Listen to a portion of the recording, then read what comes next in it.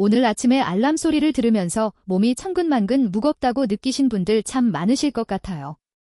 매일 쳇바퀴 돌듯 열심히 살아가는데 정작 내 손에 쥐어지는 결과는 뚜렷하지 않고 늘 제자리에 멈춰 서 있는 듯한 기분이 들 때가 있습니다.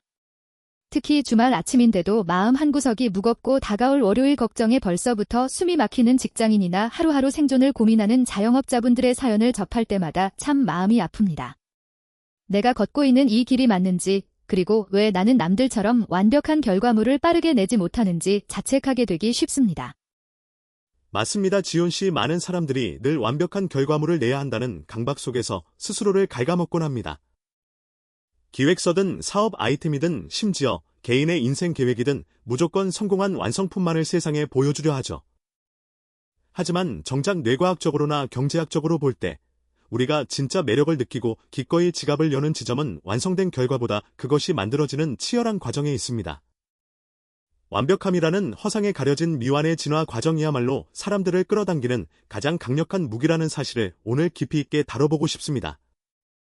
역사 속에서도 그런 결정적인 장면이 존재하는데 바로 1879년 프랑스의 생물학자 루이 파스테르의 이야기입니다. 당시 파스테르는 닭 콜레라 백신을 연구하던 중에 아주 치명적이고 황당한 실수를 저지르게 됩니다.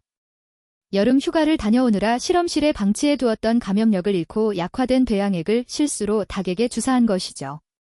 그런데 놀랍게도 그 닭들은 죽지 않았고 오히려 나중에 강한 독소를 주입해도 멀쩡히 살아남는 기적 같은 일이 벌어졌습니다. 파스테르는 이 뜻밖의 실패 과정을 숨기지 않고 세상에 투명하게 공개하며 약독화라는 현대 백신학의 핵심 개념을 정립했습니다.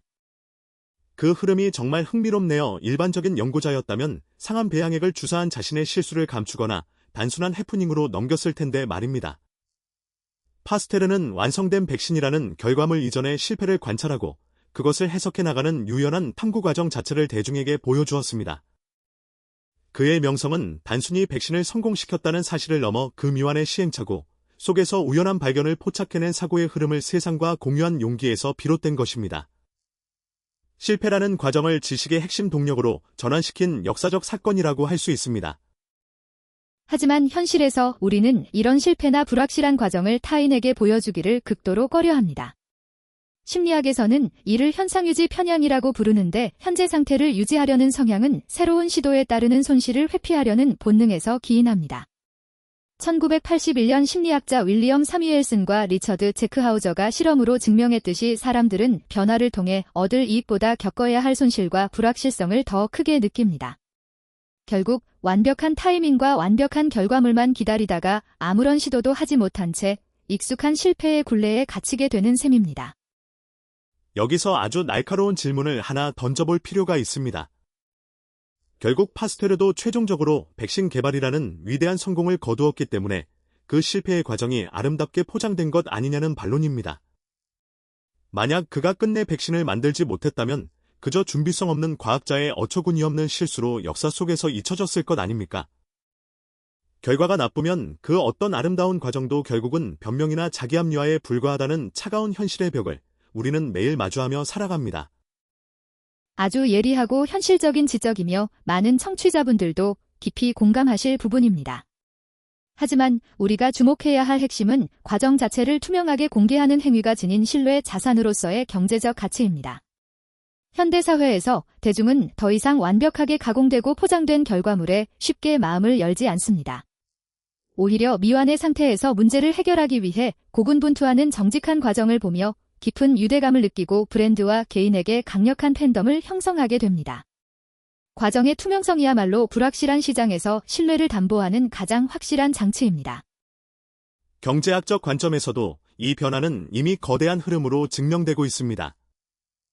2026년 현재 지식시장의 자본 흐름은 완성된 책 한 권을 파는 비즈니스에서 작가의 실시간 사고 과정과 연구 노트를 구독하는 플랫폼으로 완전히 이동했습니다. 이미 2023년의 글로벌 구독형 콘텐츠 시장 규모는 약 264억 달러를 기록하며 전통적인 출판 시장을 위협하기 시작했습니다. 이제 투자자들과 소비자들은 완성품의 일시적인 성공 확률보다 끊임없이 진화하고 실행하는 과정 자체에 더 높은 가치를 부여하고 기꺼이 지갑을 엽니다. 뇌과학적으로도 이러한 현상은 매우 자연스러운 인간의 본능과 연결되어 있습니다.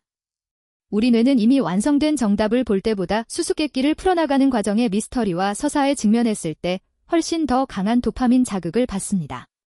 타인의 치열한 고민과 시행 과정을 지켜보는 것만으로도 거울 신경세포가 활성화되어 마치 자신이 그 여정에 동참하는 듯한 몰입감을 느끼게 되는 것이죠.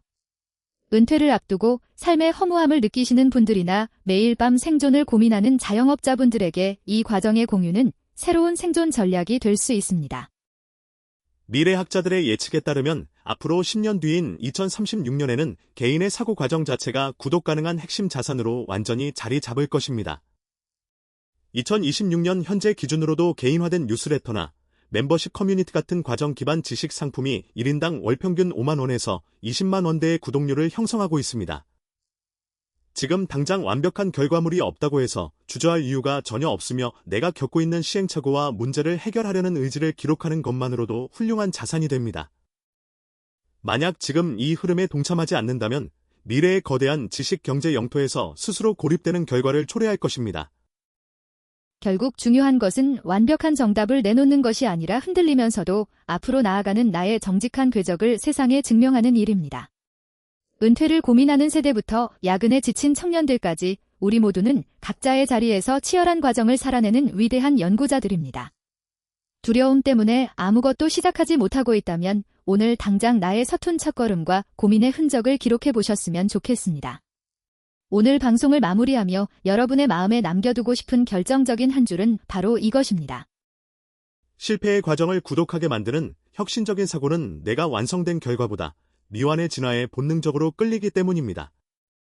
나의 사소한 고민과 시도가 누군가에게는 가장 매력적인 콘텐츠이자 배움의 기회가 될 수 있다는 사실을 꼭 기억하셨으면 좋겠습니다. 오늘 방송이 여러분의 무거운 어깨를 조금이나마 가볍게 해드리고 새로운 도전을 시작할 용기를 주었기를 바랍니다. 다음 시간에는 인공지능 시대의 인간의 순수한 직관이 어떻게 최고의 경제적 부가가치를 만들어내는지 그 흥미로운 비밀을 파헤쳐 보겠습니다.